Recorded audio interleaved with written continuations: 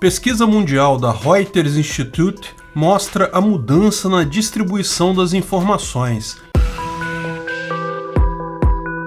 Esse é o Visão Libertária, sua fonte de informações descentralizada e distribuída. Que as pessoas mudaram seu hábito na busca de notícias e informações de forma em geral, isso é óbvio. Até porque a quantidade de informação disponível hoje na internet é todo um novo patamar. Sequer é possível comparar ao que tínhamos antes. Você quer aprender a mexer no seu celular? Você procura na internet. Tem uma dúvida de programação? Procura na internet. Quer saber como cozinhar uma feijoada? Procura na internet. Antes da internet, você conseguia até informação das grandes potências da Europa, dos Estados Unidos, talvez da China e da Rússia aqui no Brasil. Hoje, se você quiser notícias em tempo real de algum país longínquo no Sudeste Asiático, digamos o Vietnã, você encontra na internet e com o uso de tradutores você sabe exatamente o que está acontecendo lá. O mesmo vale para qualquer país do mundo. Mais do que isso, você tem informações com mais de um tom.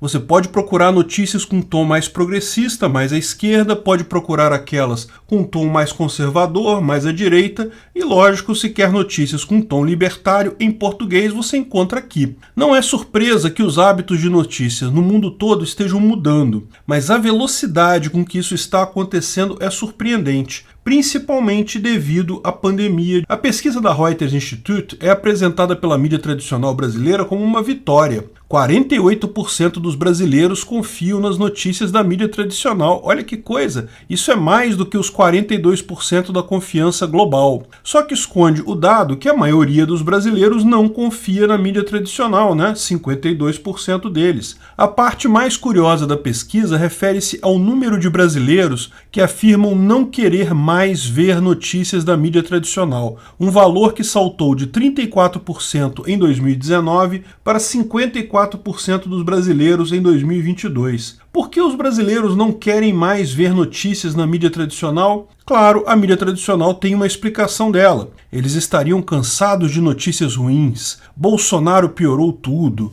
Pandemia, inflação, ele erra tanto, tá tudo tão ruim que as pessoas enjoaram de notícias ruins e não querem ver mais. Chega a ser cômica essa explicação que é dada pela própria Reuters, diga-se de passagem, mas escrita, lógico, por um jornalista brasileiro. Óbvio que sabemos o que está acontecendo aqui. A mídia tradicional pintou as notícias de forma tão pessimista para justamente tentar tirar Bolsonaro do poder, fez questão de exacerbar tanto as notícias ruins e ignorar todas as boas notícias que estão acontecendo, que as pessoas perderam a confiança na mídia tradicional. As pessoas não se sentem incomodadas com notícia ruim se é isso que elas estão vendo no dia a dia. As pessoas só se sentem incomodadas com notícias ruins quando percebem que isso é destoante do dia a dia delas. Por isso, as notícias deixam as pessoas deprimidas. Se representassem o dia a dia mesmo, não faria diferença. O caso das notícias referentes à Covid foi um caso clássico. Meses e meses com a contagem de mortos todo dia no Jornal Nacional, falando sobre catástrofes inimagináveis, exigindo da população medidas que não apenas eram inócuas, como impossíveis para o brasileiro médio. Ficar em casa, a economia a gente vê depois. Lógico que as pessoas perderam o interesse nesse tipo de notícia,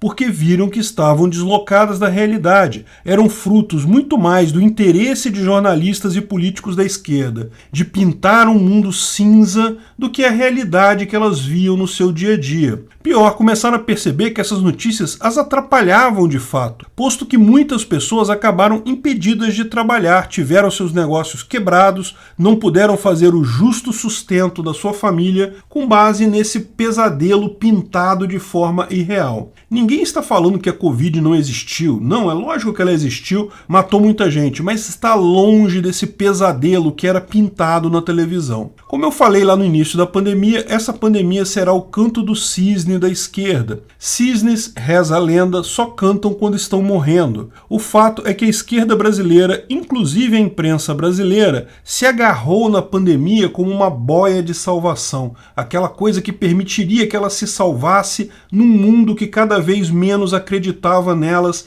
mesmo antes da pandemia. Só que pandemias são, por definição, coisas temporárias, por óbvio, iriam passar. Ao contrário, ao dar uma importância muito maior a esse evento do que ele realmente tinha, não só a imprensa, como boa parte da classe política, se viu amarrada a um tópico que ninguém quer discutir. E cada vez mais gente acorda para o fato que isso tudo foi um exagero. Os brasileiros que se recusam a assistir notícias na mídia tradicional o fazem principalmente porque não confiam mais na isenção nem no profissionalismo das empresas de mídia brasileira. Com raríssimas exceções, se perderam na bolha esquerdista de forma irremediável. A obsessão da maior parte da mídia em atingir Bolsonaro só torna a coisa ainda pior. Ninguém acredita que Bolsonaro seja a solução de todos os problemas ou o melhor presidente do universo, mas certamente é muito melhor que as alternativas que se apresentam, particularmente o molusco de 9 dedos. Ao tentar colar absolutamente qualquer notícia ruim em Bolsonaro,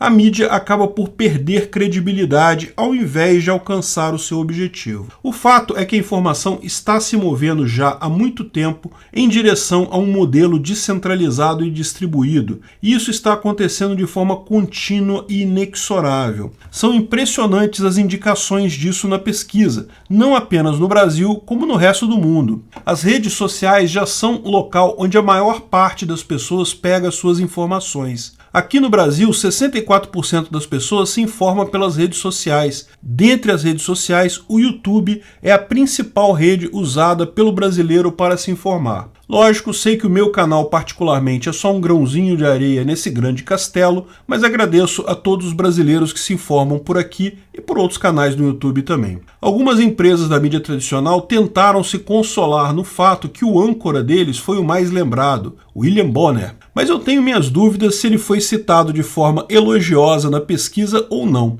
O fato é que a mudança do mercado, fugindo de televisões e mídia impressa, fica ainda mais clara na pesquisa por faixa etária. Enquanto entre os mais velhos a TV ainda tem uma importância um pouco maior, para os mais jovens é quase totalmente desprezada, e isso é uma mudança fundamental porque, devido à escassez de bandas de frequência, a televisão sempre será oligopolista. Só é possível encaixar um determinado número de emissoras e programas. Com poucos concorrentes no mercado, este tende à hegemonia, principalmente um mercado tão importante para a política como o mercado da informação, da notícia. No final, acaba sempre sendo alvo de interesses políticos, sejam eles abertos ou escusos. A internet é diferente. Como existe uma profusão de canais de todos os tipos e todas as inclinações políticas, a decisão sobre qual canal assistir acaba sendo do ouvinte, do espectador. Se a mídia centralizada conseguia manter uma certa hegemonia de discurso antes, era justamente porque não havia tanto espaço assim para posições discordantes. O caso mais patente é a questão do esquerdismo na política do Brasil. No final do século passado e até meados da década de 2010, simplesmente não havia direita no Brasil. Nenhum partido se dizia de direita. Falar em direita era praticamente um xingamento na política. Privatização de empresas era algo demonizado. Mesmo Fernando Henrique Cardoso, que foi um presidente que mais privatizou na história recente, evitava falar sobre privatização em campanha, porque acreditava que isso tirava voto. O fato é que isso só acontecia porque a única fonte de informação das pessoas eram as grandes cadeias de mídia tradicional, que eram continuamente e são ainda controladas pela esquerda. As pessoas, mesmo quando não se consideravam de esquerda, acreditavam que a esquerda era a posição dominante na sociedade brasileira, visto que era isso que viam nos meios de comunicação. Era puro esquerdismo. A internet, a informação descentralizada, quebrou isso. Particularmente a partir de meados de 2010, quando as pessoas começaram a discutir política em redes sociais de forma mais ampla. As pessoas perceberam que, ao contrário do que dava a entender a televisão, a maior parte do povo brasileiro não é de esquerda, não. A maior parte é conservadora, religiosa e muito mais liberal da economia do que se supunha.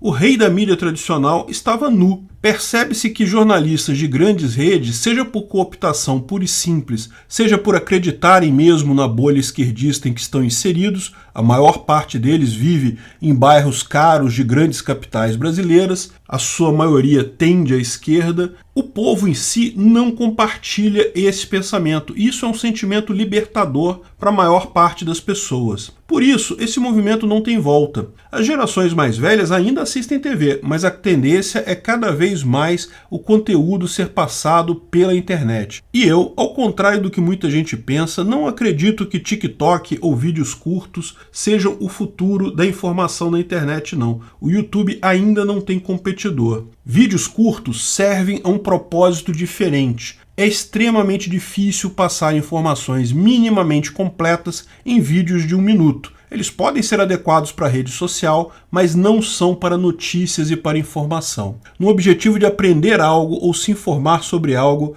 eu creio que o YouTube ainda será a plataforma dominante por muitos anos. Televisão, jornal impresso, isso é coisa do passado.